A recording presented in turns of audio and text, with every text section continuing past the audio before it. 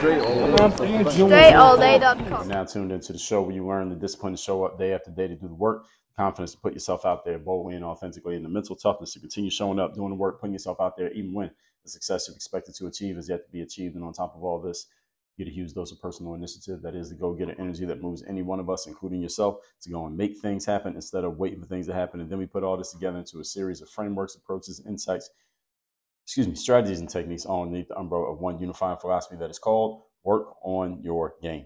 My name is Dre Baldwin, also known as Dre All Day, and welcome to the show. And today's topic is, we are getting into part 2 of 2 here today on where you can no longer afford to be lazy. Where can you no longer be lazy? Yesterday we did the first 3 parts. Today we're going to go into parts 4, 5, and 6. But before we do any of that, I remind everybody I send out a text message every day, guaranteed to have you focused, sharp, and on point. Also every Monday, guaranteed to do the same thing for your week. I call them the daily and Monday motivations, respectively. You can get that message by joining my text community for free by texting me at my number 305-384-6894. That number is down below in the description. Secondly, Work on Your Game University. That is the place where I do all of my coaching. It's the only place I do any coaching, as a matter of fact. You would like to work with me directly, that's the way that you do it. Just go to workonyourgameuniversity.com. You get access to our 4-part framework of mindset, strategy, systems, and accountability. And it's the only way that you can have regular access to me as your direct coach. That link rather, is down below in the description, along with the number to my texting community. By the way, if you text to get into my texting community, you don't get an immediate auto response. That means we are still working on some issues with getting everybody actively receiving those messages. We've been having some issues with that since late fall 2023. So by the time you hear this, maybe it'll be cleared up. You get immediate responses fixed. If you don't get an immediate response, it's not yet fixed, but it will be fixed. So just stay tuned. So with that out the way, let's get into this. Picking up on point number 4, we are talking once again about where you can no longer afford to be lazy. Number 4, finances. You can't be lazy when it comes to making sure that your finances are where you want them to be. And this is another area where a lot of people are systematically kept in the dark. And you can thank the educational system in part for this. Being that there are some general principles about money and finances that most people agree are true principles and they are useful principles, at least once they find out about them. Here's the question that we have. Why don't they have classes and programs to teach this kind of stuff in schools? Once people do get a financial education, whether you get it at 5 years old or 50 years old, once you get it, you're like, man, why don't they just have a standardized way of teaching this so that everybody understands? I have thought about this question and I realized what the reason is. I have figured out the answer. Would you like me to share it with you? Okay.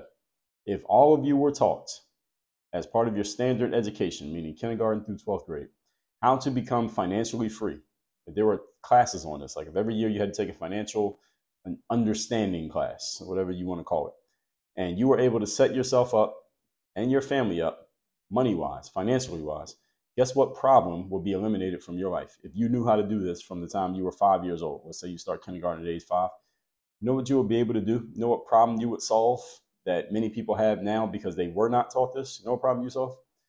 First of all, you would never need to stay at any job. You would never stay at a job just because they're paying you money.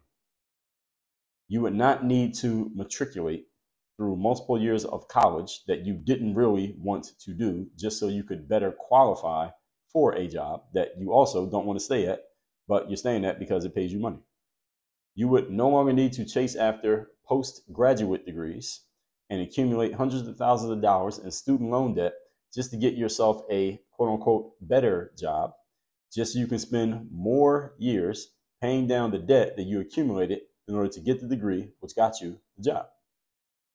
In other words, you would be out of the fucking rat race. That's what would happen if you were taught from a very young age, in your formative years of your brain is still forming, concepts and principles about money. If you were taught these from school age, and this is not based on any race, or this applies to every race of people, because if you grew up in America, there's nothing in the formal educational system that teaches you anything about money. And it's for a reason. All right, so everything that I just told you, if they did teach it, it would solve all these problems that a lot of people are living with right now. All right, going to college when you don't want to go to college, or you're only going because you believe going to college can get you a better job with maybe a little bit higher starting salary. But every extra year of college that you take, most people are accumulating student loan debt, which you got to pay back. And those loans are accumulating interest. So it's just costing you more and more money. So your dollar is worth less over time, but you still have that same salary. So you're accumulating all these years of college and all the student loan debt just to get a job to work off what you just got the job to get. It's kind of like this circular reasoning. You're running on this hamster wheel, and you almost feel like it's a hamster wheel. This is what we call the rat race. And if you were to be taught, you wouldn't be in a rat race. And this is why, if you reverse this is why they don't teach you financial basics in school, because the system is designed to get and keep you in the rat race. They want you in the rat race. Because the dumber you are about money, the more you need to remain in the system, the more you must run in the rat race, and the more you must let the system use you up and squeeze all the equity out of you for the rest of your life. Your time, your money, your attention, your energy, and your focus. This is what the system does. This literally is the system. That's what the system is.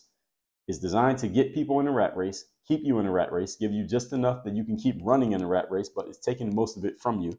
And you can feel like you are marginally improving. And then the next generation does the exact same thing after you. That is literally what the system is. And now that you understand this, it is your job to get your own education when it comes to money and finances. So for me personally, I did an episode, see if I can find it, when I got into entrepreneurship, or why I became an entrepreneur. See if I can find an episode where I talked about this. I gave an entire story of where it came from. It might be episode 1226, why and how I became an entrepreneur. I'm just looking through all the episodes where I've talked about entrepreneurship and figured if that's the right one. Actually, I believe that it is. And let me see. I talked about entrepreneurship a lot here on this show. So I just want to make sure I'm giving y'all the right episode. And I believe that is the right one. So yes, so listen to episode 1226. That is where I explain why and how I personally became an entrepreneur. How did I get into the entrepreneurial game? And to tell you just a bit of that story was I got introduced to network marketing, which I didn't know existed when I was in my college years, maybe the middle of my college tenure. And at this network marketing meeting, the presenter spent about 80% of the time in the meeting not talking about the actual product or the business that the particular company, whatever company they were. He spent the majority of the time just breaking these false beliefs and false ideas that people had about money and about how to make money and how to take care of yourself financially. And the things that this man was saying, mind you, I have a 4-year business degree. The things that this man was saying from the stage of this network marketing meeting were things that I was never taught. I was still in college when I went to the meeting, but I finished college after the meeting, and these things were never taught. 4 years of business degree, these things were never taught, the things that this guy was talking about.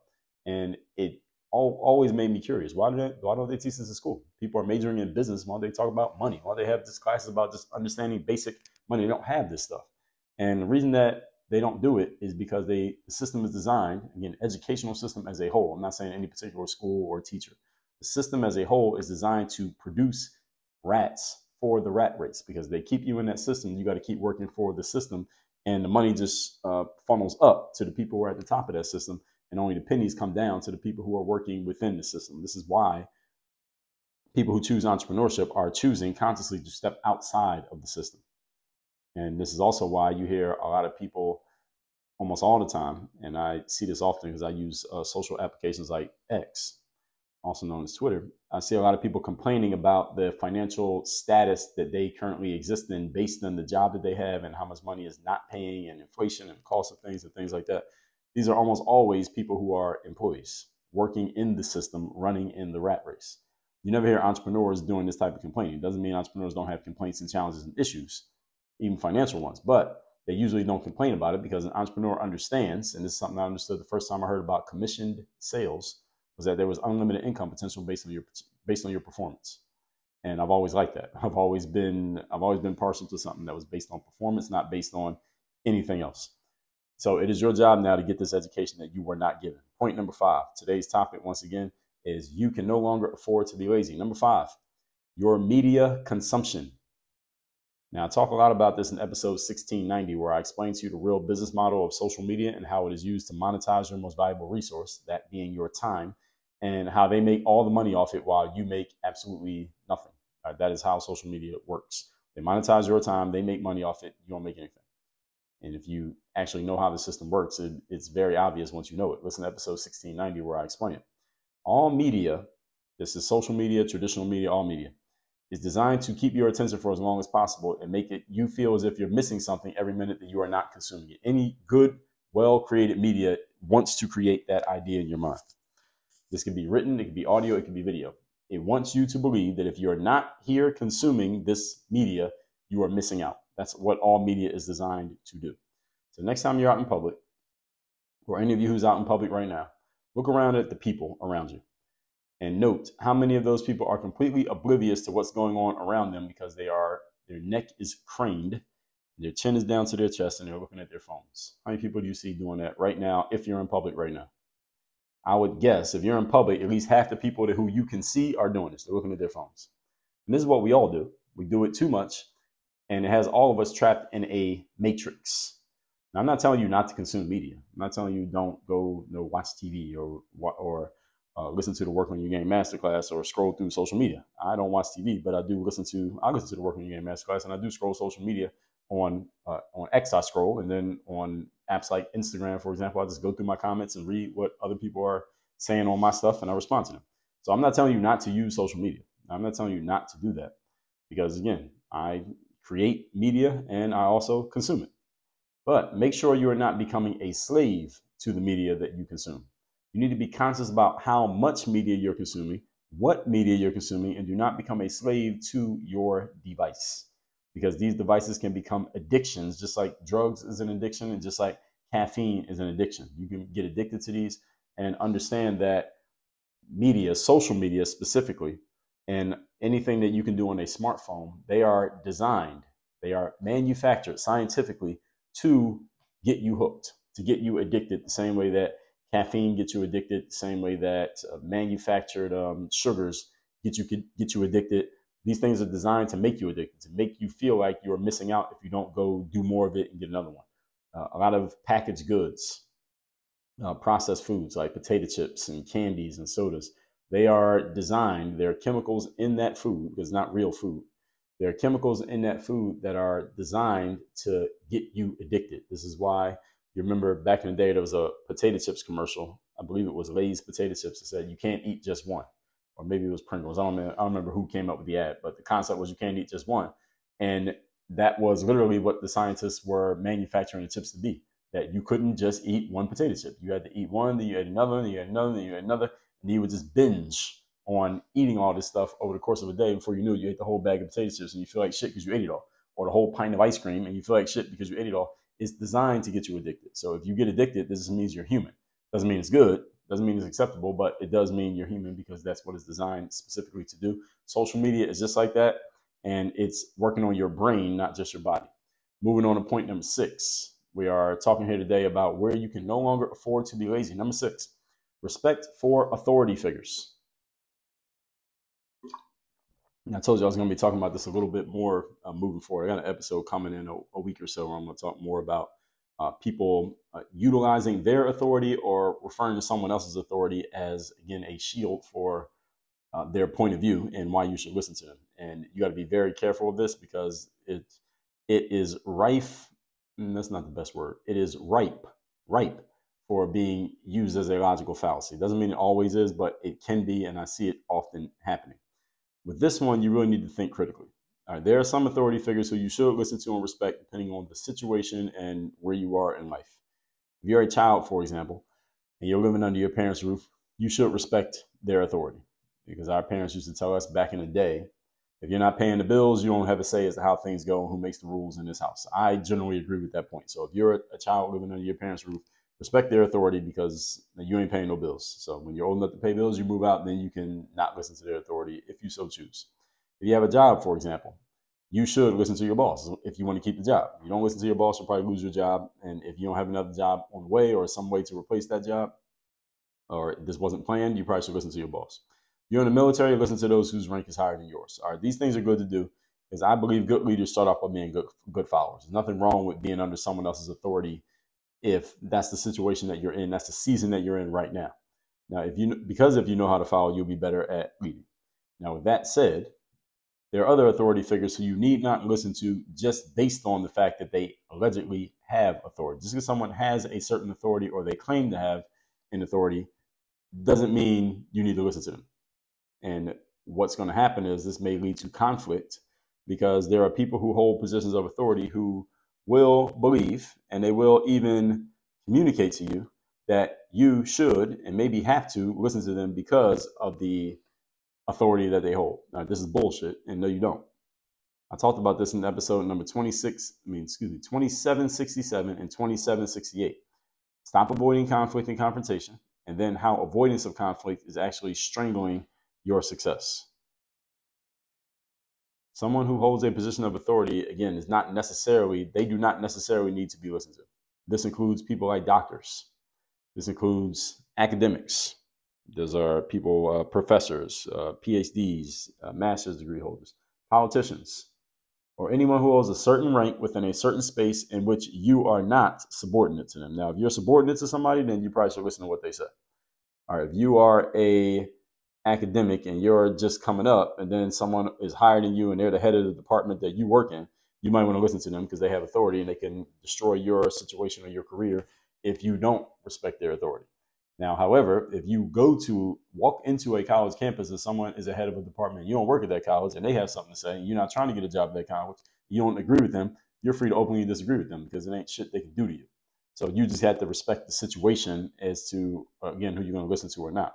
If you read the article I wrote about the true story of my son's birth, or you heard me trash the American medical system in episode number 2338, then I told you how doctors try to use their positions of authority within the hospital to tell me what was going to happen with my son when he was born. And what they said was going to happen did not happen because I had more authority than they did. But they are used to, in that environment of the hospital, having all the authority. They tell everybody what to do and what's going to happen. And the nurses who work there are subordinate to the doctors, so they used to listen to the doctors. The doctor's not used to anyone telling them what they can and can't do. But I don't work in the hospital, so when I came in and told them what they could and couldn't do, there was conflict, but the conflict was resolved in my favor, and I would have accepted nothing less because I had more authority than they did. If push came to shove, I had all the authority, and I was willing to wield my authority as necessary. I'm bringing all this up, all these points up here, to help you all understand that you can't be lazy when it comes to authority figures. Just because someone has some authority somewhere does not mean that they have authority with or over you, nor does it mean you need to listen to them. For example, you're having a conversation about business with a person who has a business degree, and you are a high school dropout. Just because they have a business degree does not mean that their perspective is more correct or more accurate, or they have a better idea than you do. Because the point itself is what makes it better, not the fact that the person with a degree said one thing, the person who's a high school dropout said another thing. Again, that is a fallacy in itself. That just because someone has a certain position or they've achieved a certain thing, that what they say is more valuable than someone who does not have that position or who has not achieved that thing. Now, again, there are nuances to this depending on what the topic is, but as a general rule, what I just said is true. As a general rule, what I just said is true. I talked about this in yesterday's episode as well. I'm a former professional athlete. Just because I have an opinion on sports, and you, who is not a professional athlete, has an opinion on sports, does not mean my point is more accurate or more relevant than yours necessarily, depending on the subject. Because, again, just the fact that I played doesn't mean every opinion I have about sports is more right. So if someone with a longer professional resume than mine comes in, does that mean everything they say is not right? No, that's not the way it works. That's called the appeal to authority. And it is a common logical fallacy. You all remember during the COVID scamdemic that happened a couple of years ago, you had someone would offer some opinion like, hey, I'm not going to wear a mask, or I'm not going to go get the COVID jab. And someone would retort to them, well, are you a doctor? What are your medical qualifications to be even making this comment? Well, the fact that someone's not a doctor does not mean they don't have a logical and valid point about whether or not they want to wear a mask or get a jab. Again, you don't need to be a doctor to be able to look at something and examine it from a rational and logical level. And that you can apply that to any subject and any type of person who allegedly has authority in that thing. And you could damn sure apply it to someone who has a college degree and they're holding that up as if they should be listened to because they went to college. And going to college just means you sat in the classroom and took notes and took tests for 4 years. Doesn't mean you know anything. And I have a college degree. And again, I talked about this yesterday. You don't ever hear me talking about I got a college degree like that means you should listen to me. Fuck my college degree. What is it doing for me? It cost me more money than it made me. in a general sense. If we're just going dollars and cents, it costs more money than it may be. So I don't walk around holding that up. I don't hold up the fact that I'm an entrepreneur, a professional athlete, not as a shield to any point that I make. Every point that I make, I will offer you supporting reasons why I made my point. Doesn't mean you have to agree with it. But I'm supporting my point with material to support the point. I'm not saying accept this point because of the person who said it. That is a logical fallacy. It is a fallacy that you need to accept the point because a certain person said it. And again, a lot of people make this mistake. Some of you listening to this have probably made this mistake. Stop making this mistake. If you have a good point, your point should be able to defend itself. If you got to defend it with your background, then there is a hole in your point, and you got to fix that hole. So, furthering what we're talking about here, the validity of your point determine whether your point is solid or not the background of the person who made the point. Again, a person who makes a good point is a good point. All right, a homeless person can make a good point, it's still a good point. If a homeless person makes a point against a millionaire's point, but the homeless person's point is more solid, then the more solid point is the one that wins, regardless of who said it. And you have to be careful, again, of people with positions of authority and some certain backgrounds. They will often use this, and they often, especially when someone has a position of authority that you respect, they can intimidate people with that. All right. When I was at the hospital, when my son was born, the doctor said to me, "Excuse me, sir, I'm a doctor." I said, "Excuse me, bitch, I'm a parent." All right, which one wins? I do. So just because somebody holds a position of authority and they're used to using it, you better be ready for conflict. And if you're not, you may get run over by somebody who should not have authority over you, but because you were unprepared to deal with it, they ended up maybe taking advantage of a situation that they should not have been able to because you showed up unprepared. You didn't do your homework. All right. And I've talked about all this stuff here on the show. I believe it was let me tell you the episode where I talked about doing your homework. So any of you want to do homework, episode 1925. If you're having a conversation with someone who is a professional at any topic, and your point about that topic, you make a point about that topic that disagrees with theirs, again, just because they played that sport or they did that thing or they have that professional title or they have that degree or that status or whatever, doesn't mean their point's more valid than yours. Again, the point itself. If you had to use your personal background as a shield for your point's weak. You only have to bring up your background if your point is strong enough. When I get into a disagreement with someone, I don't bring up my background to defend my point. I say my point will defend my point.